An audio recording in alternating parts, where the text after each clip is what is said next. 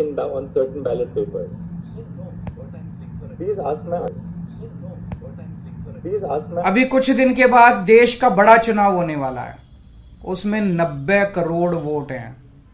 अगर ये 36 वोट में से 25% वोट चोरी कर सकते हैं, 90 करोड़ वोटों में ये कितने वोटों की चोरी करेंगे?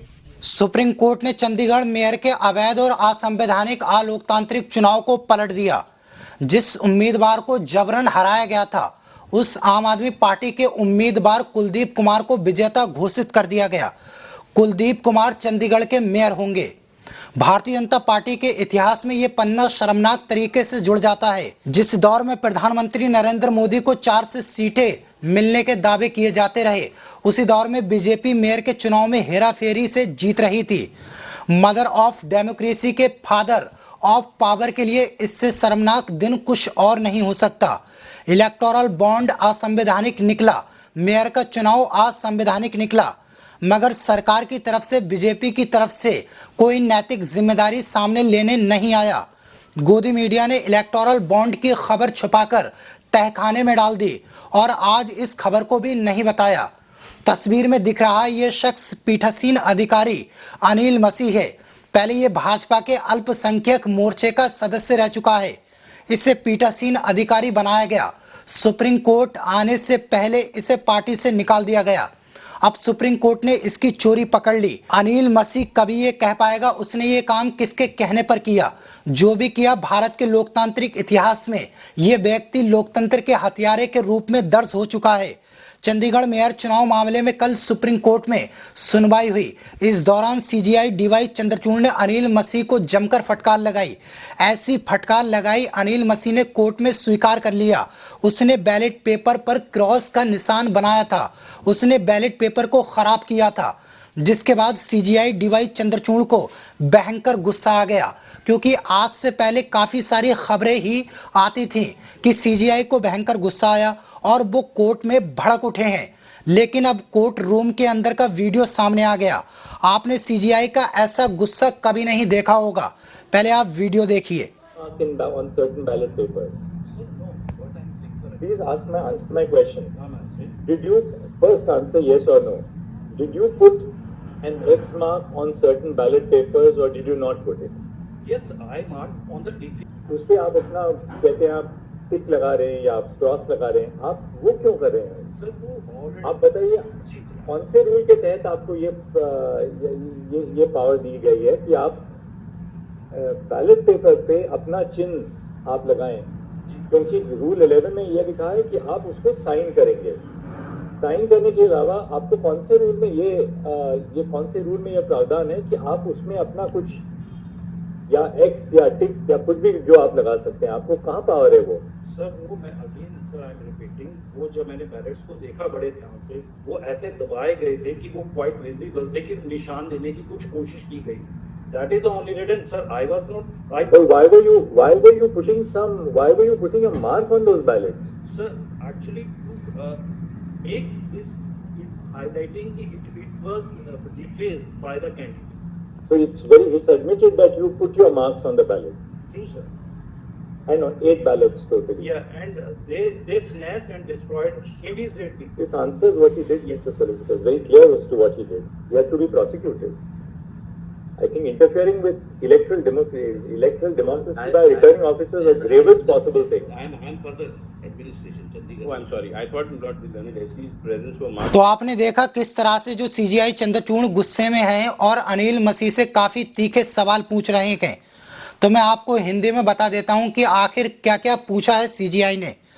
तो उन्होंने सबसे पहले कहा कि मिस्टर मसीह, मैं आपसे एक सवाल पूछता हूं, अगर आपने सच नहीं बताया तो आपके खिलाफ केस चलाया जाएगा।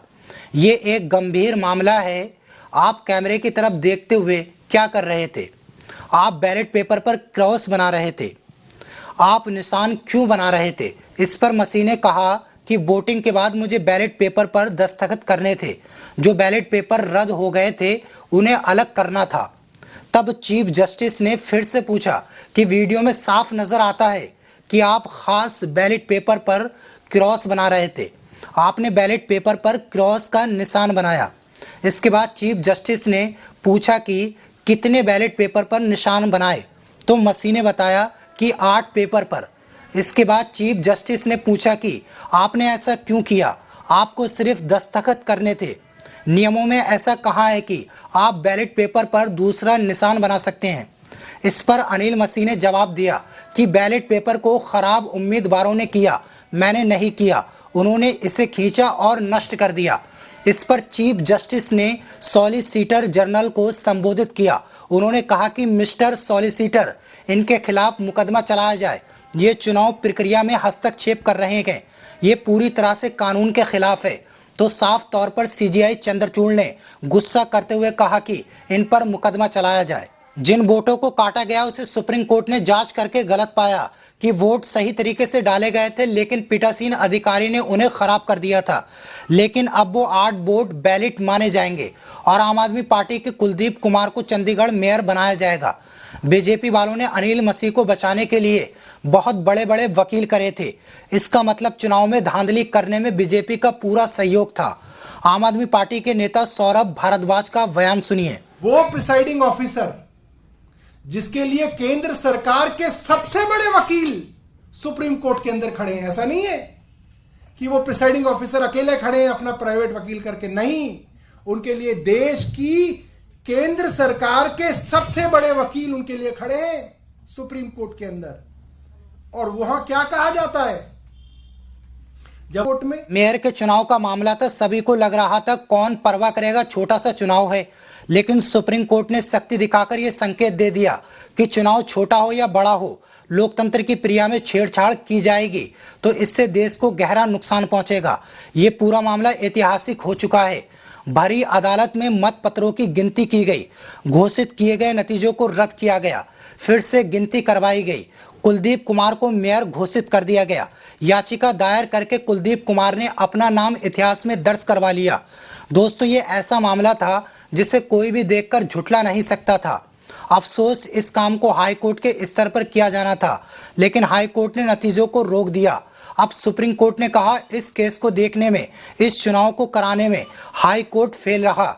दिल्ली के मुख्यमंत्री अरविंद केजरीवाल ने कहा अगर मेयर के चुनाव में ये सब हुआ है तो बाकी चुनाव में ये लोग क्या कुछ कर सकते हैं। पहले आप मुख्यमंत्री केजरीवाल का वीडियो देखिए। 36 वोट थे, उन 36 वोट्स की काउंटिंग में बीजेपी वालों ने 8 वोट चोरी कर लिए, 25% वोट चोरी कर लिए 36 के अंदर। सोचो, अभी कुछ दिन के बाद देश का बड़ा चुनाव होने वाला है, उसमें 90 करोड़ वोट हैं।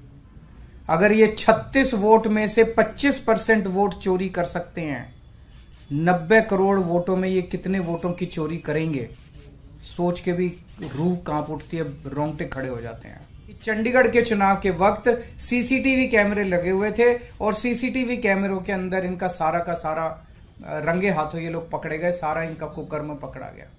इससे साफ जाहिर है कि कितने बड़े स्तर के ऊपर ये वोटों की चोरी करते हैं। अब बड़ा मसला ये है, पूरे देश को सोचना पड़ेगा कि अगर जनतंत्र नहीं बचेगा तो कुछ नहीं बचेगा। आज जितनी कॉन्फिडेंस के साथ ये कह रहे हैं 370 सीट आएंगी, 370 सीट आएंगी, एक तरह से देश के लोगों को चैलेंज कर रहे हैं ये लोग कि तुम्हारे वोट की जरूरत नहीं है हम लोगों को, हमारी तो आ रही है 370 सीट। तुम्हारे वोट की जरूरत नहीं है हम लोगों को, हमारी तो आ रही है 370 सीट। अगर उन्हें इतना कॉन्फिडेंस है 370 सीट का, कहां से आ रहा है ये कॉन्फिडेंस? कुछ तो गड़बड़ कर रखी है इन्होंने।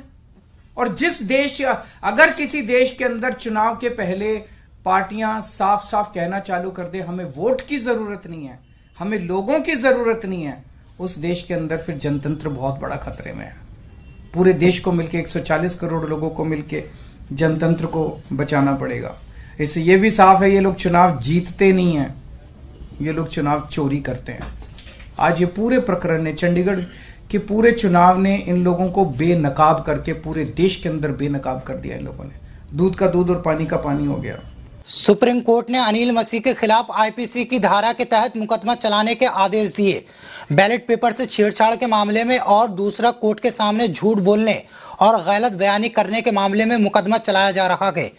चंडीगढ़ की सांसद किरण खेर ने भी बीजेपी की जीत का विरोध नहीं किया। मेयर के चुनाव में सबसे पहला वोट सांसद किरण खेर ने ही डाला था। इस चुनाव में पहली बार इंडिया गठबंधन ने मिलकर चुनाव लड़ा। कांग्रेस पार्टी और आम आदमी पार्टी के मिल जाने से बहुमत उनके पक्ष में आ गया, लेकिन विपक्ष के ही 8 मतपत्रों को अवैध घोषित कर दिया गया था। सभी के सभी मतपत्र विपक्ष के थे, इसलिए कोर्ट में सुनवाई हुई और आम आदमी पार्टी के कुलदीप कुमार को चंडीगढ़ का मेयर बना दिया गया। इस जीत ने प्रधानमंत्री मोदी की राजनीतिक करियर पर एक गहरा दाग लगा दिया। वो अपनी निगरानी में लोकतंत्र की हत्या को रोकने में असफल रहे। विरासत और विकास की बात करने वाले नरेंद्र मोदी अपनी पार्टी के नेताओं को नहीं रोक सके, उनके खिलाफ सही समय पर एक्शन नहीं ले पाए।